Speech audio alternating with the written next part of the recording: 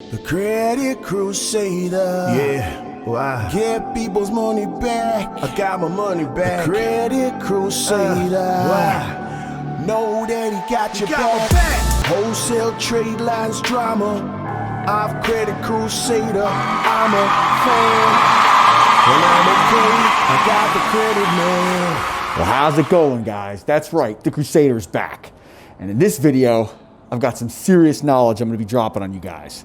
The title of this video is, what are age appropriate CPNs? Oh, I bet a lot of you guys are wondering what the hell that means. I'm gonna be getting into all of that in this video. But I first have two announcements. Number one, if you go to the Crusader Cave, you get 10% off site-wide if you enter in this discount code. This is only lasting till the end of the day today. It's something that Teespring, they're the people that set up my merch store, that they are offering. So I figured I'd let you guys all know. So if you want to go and get discounts on merchandise like t-shirts, coffee mugs, or even the workshops, if you go ahead and enter in Sunset before you check out, you get 10% off. And the next thing I'd like to announce is that Tradeline Vault is bringing back their broker program. I know, it's kind of like, I feel like I'm kind of turning into the unofficial spokesperson for Tradeline Vault. I know you guys are thinking, not a wholesale trade lines deal. No, it's nothing like that.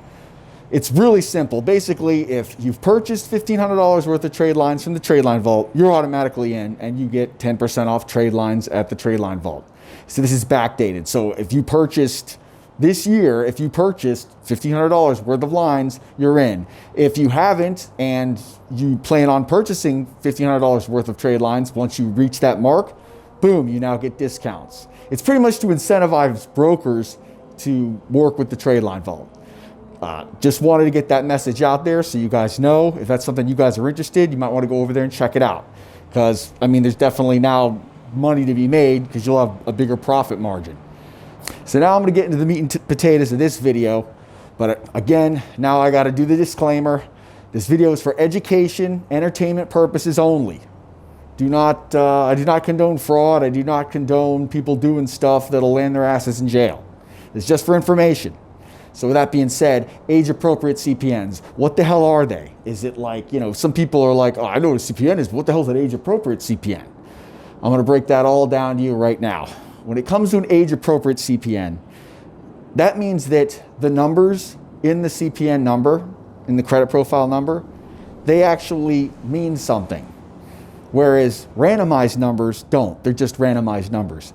You see, back before, I believe it was June 25th, 2011, when you were issued a social security number, those numbers meant things like the state you were born, the age you were when it was issued, that kind of thing. So they could basically kind of figure out a little bit about you just based by the numbers. By the first 3 digits was the state, and the middle number, I believe, was the age. And then the last 4 was pretty much the randomized part of how they were doing things. Well, in June 25th of 2011, that all changed. They started randomizing numbers. So what does that mean when it comes to CPNs? Well, basically, if you have a randomized CPN number, that basically means that the number you have does not jive with your age. That doesn't necessarily mean it's bad or it's not going to work. It just means that the number you have doesn't jive. Basically, when they look and they see it, it's not going to match up. There are certain circumstances where this could actually have happened naturally. Number one would be if you're new to this country and you came over here after June 25th of 2011, if you came over here and were issued the social security number after that, you would be older and your social security number would not match up with your age because they don't do that anymore. Or if you were issued a new social security number, which some people that does happen, you can go to the Social Security Administration and, there are certain parameters where they will issue you another social security number. In a situation like that, your number would not jive with your age. But when it comes to banks and lending, a lot of times when banks will see that a social security number and the age of the person don't match up, they kind of see that as a red flag. Some banks do, some banks don't. So that's a big reason why some people with CPNs, there's some banks where it's like they just can't get anything to save their life. It's because their number is not age appropriate. And I know you guys are all thinking, oh my God, well, age appropriate number, that sounds great. I'll take 10, right? Here, I'm going to tell you guys a little bit about those things. The age appropriate numbers are pretty much leftover numbers that were generated back when they were using the old system. They're supposedly numbers that weren't issued or weren't divvied out. The only problem with that is those numbers are limited.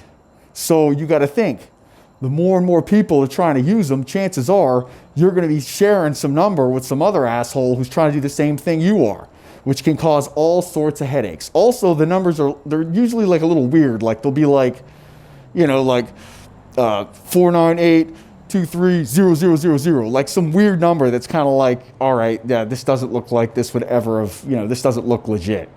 That usually you'll run into something like that when it comes to an age-appropriate CPN. Now, a lot of times people will charge extra for an age-appropriate CPN, but in my opinion, the problem with them is that the chances are that because they're hard to find, the chances are that you're sharing a number with somebody else that other people are trying to use the same thing are much higher. So I personally, I tend to stay away from them. I'm not saying that they don't work.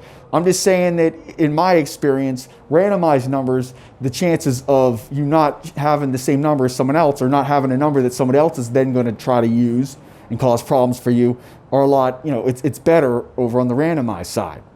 It's just something that I wanted to let you guys know. So when it comes to age-appropriate CPNs and randomized CPN numbers, one, the numbers actually jive with the person's age and the other one doesn't. But here's another thing I want to let you guys know, and that's the people who were born after June 25th, 2011, they're not old enough, they're not 18 yet. They're not old enough to get credit. But once they become old enough to get credit and they turn 18, it's really not going to matter because now they're going to be legitimate people who are entering the credit system with Social Security numbers that are randomized just because now the system changed and now the people are old enough to actually apply for credit.